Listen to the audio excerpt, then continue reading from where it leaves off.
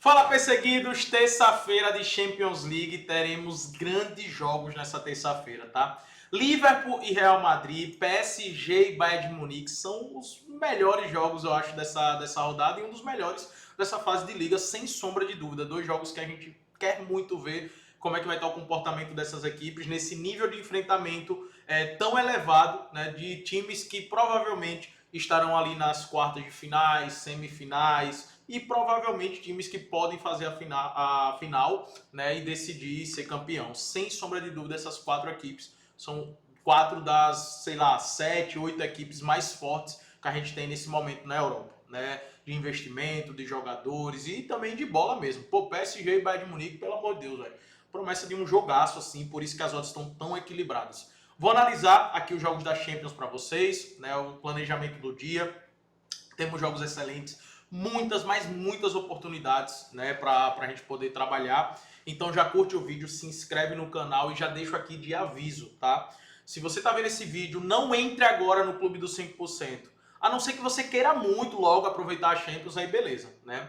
Até se for entrar agora, entre no plano mensal, para depois você aproveitar a Black Friday que vai acontecer no dia 6. E por quê? Olha o que eu tô falando, tô dizendo pra você não entrar agora.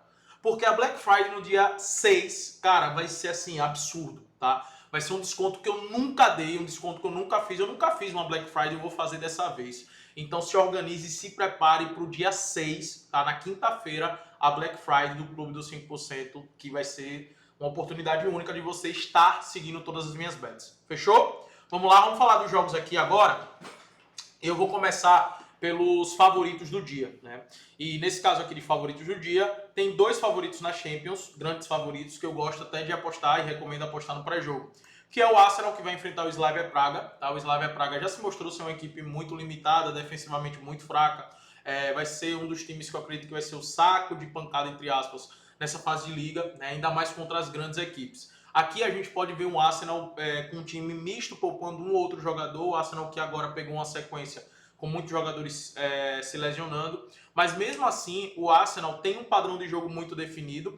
E para mim, é o melhor elenco da Europa. E quando eu digo melhor elenco, eu não estou dizendo de peças individuais ser assim extraordinário. Eu estou falando que a diferença do cara que é titular para o cara que está no banco, ela é bem baixa, é muito nivelado. Não é à toa que, por exemplo, saiu o Odegaard, que é um dos principais jogadores do time, né? Ao lado ali do Saka são os dois principais. E, cara, simplesmente veio o Eze ali na posição que eles contrataram e tá fazendo o papel do Odegaard muito bem, né? Então, os caras montaram um elenco, assim, muito robusto, um elenco muito forte. E, para mim, eu já falei aqui várias vezes, que é a melhor defesa da Europa, tá? O sistema defensivo da Europa. Os caras simplesmente não tomam gol. É absurdo o que o Arsenal está fazendo na Premier League.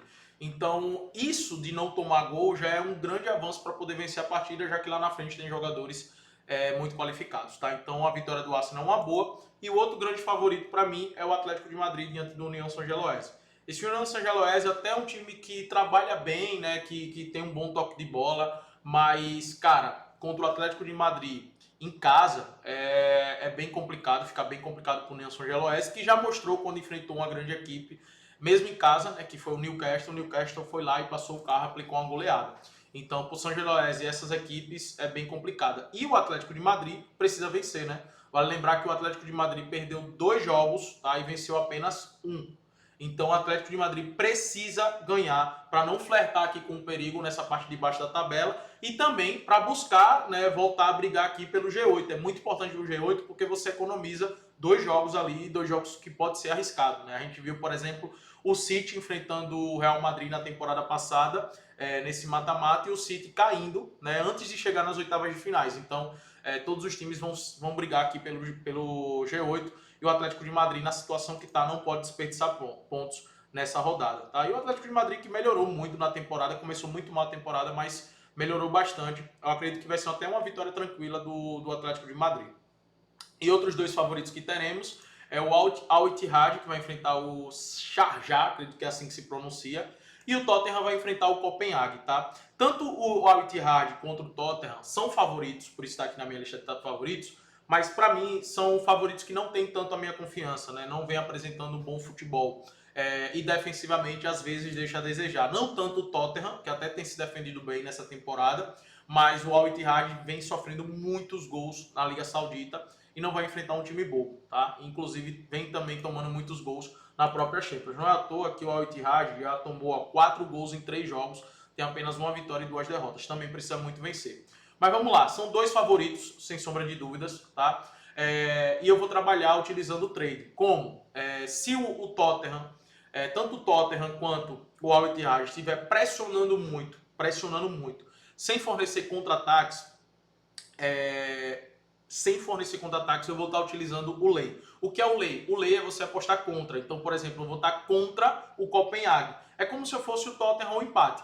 Nessa situação, eu só vou entrar no lay se eu perceber que o Tottenham não está cedendo contra-ataques. A mesma coisa lá no jogo do Al Ittihad, tá? Se não estiver cedendo contra-ataques, eu posso estar entrando no lay. Se eu perceber que ele não está cedendo tantos contra-ataques assim, mas que está pressionando muito, finalizando bastante, criando muitas situações de gol, eu vou esperar essa odds valorizar, chegar pelo menos 1,55, 1,60, e eu vou estar a favor do Tottenham, ou seja, no bet Tottenham, que seria a favor do Tottenham, a favor da sua vitória, né? Para o Tottenham vencer o jogo, tá? Então tem essas 2 opções que você pode trabalhar com um trading, tá? Utilizando bolsa de aposta, que é o que eu recomendo para você. Inclusive, outros 2 jogos que eu também deixei para trabalhar somente no ao vivo foi o jogo do Al Sadd contra o Al Ahly e o jogo também do Olympiacos contra o PSV. Para mim, o Al Ahly e o PSV são favoritos, levemente favoritos para esses jogos, mas vão jogar fora de casa e são favoritos que podem se complicar. Então eu vou estar de olho no ao vivo nesse jogo, e se eu perceber que o PSV está dominando o jogo sem fornecer tantos contra-ataques assim para o Olympiacos, se o Olympiacos não estiver criando tantas oportunidades, provavelmente eu vou estar entrando no lay Olympiacos. E a mesma coisa aqui no Al Sadd contra o Al Ahly. O Al Ahly, se não estiver cedendo muitos contra-ataques, eu provavelmente vou estar no lay Al Sadd. Nesse caso do Al Sadd contra o Al Ahly, também eu estaria de olho no ambos marcam, tá? São 2 times bem ofensivos e 2 times que tomam muitos gols, tá? Então vou estar de olho também nesse ambos marcam, que pode ser uma boa. Falando em gols, para mim vai ser o melhor mercado para se trabalhar nessa terça-feira, né? São jogos que são bem favoráveis para isso. Começando pela Champions Asiática, teremos Seul contra o Chengdu Rochen. Chengdu Rochen, os times da China defensivamente são bem frágeis, por isso que tomam muitos gols. Então, tanto o jogo do Chengdu quanto o jogo do Shanghai Port, e ambos precisam vencer, são jogos bons para isso, para o over 1,5, tá? Para o mais de 1,5. Então, uma dupla boa para se trabalhar aqui no pré-jogo, inclusive. Outro jogo bom para o over 1,5 é o Napoli contra o Frankfurt. Os jogos de Frankfurt são bem também favoráveis para gols. Não é à toa que 80% dos últimos 10 jogos de Frankfurt aconteceu, ambos marcam.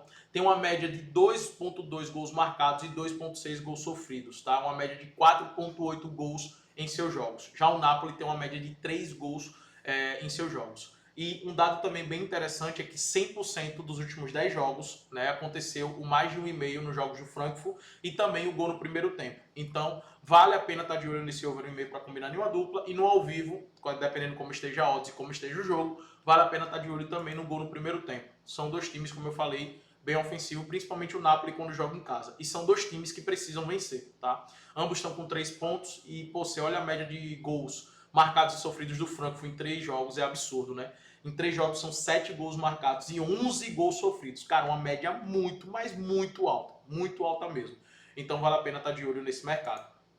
Outro jogo muito bom para o mercado de gols, eu acredito, teremos o Bodo Glimt contra o Mônaco. Inclusive, um dado bem relevante também é que nos últimos 10 jogos do Bodo Glimt, em 9 aconteceu com ambos marcam, tá? E no caso do Mônaco foram em 7.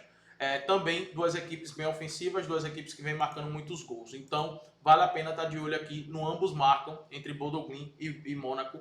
Também 2 equipes que precisam vencer, que vai para cima. Outro jogo muito bom para o mercado de gols é Juventus contra o Sport, e muito pela necessidade de vitória da Juventus. A Juventus está aqui com 2 pontos apenas, foram 2 empates e uma derrota, 6 gols marcados e 7 gols sofridos. Todos os jogos da Juventus até aqui na Champions League aconteceu o over 1,5, e eu estarei a favor porque ele vai precisar se expor, vai precisar ir para cima. E obviamente dará espaços contra-ataques para o Sport, né, que deve jogar nessa postura, né, com essa estratégia de contra-atacar a Juventus, os espaços que a Juventus irá dar, né? Irá dar pela necessidade de vitória. A Juventus precisa vencer ou vencer aqui, tá? Não pode perder. Então ela vai precisar se expor. E como eu falei, os últimos jogos da Juventus têm sido jogos favoráveis para isso. Então o over e meio também que é muito bom. E agora nós temos dois grandes jogos, né? Falando primeiro de PSG contra o Bayern de Munique, para mim são dois dos 4 favoritos que eu coloco para ganhar essa Champions.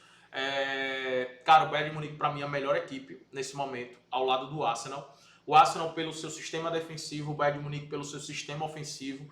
A gente está falando de um ataque que tem Luis Dias, Harry Kane, o Olise e vai ser o Musiala, né? Mas por enquanto é o Gnabry e às vezes o Nicola Jackson. É um time muito ofensivo, é um time muito forte, um time que sabe contra-atacar com muita velocidade. É um time que sabe jogar com a bola, porque é assim que a maioria dos jogos é na Bundesliga.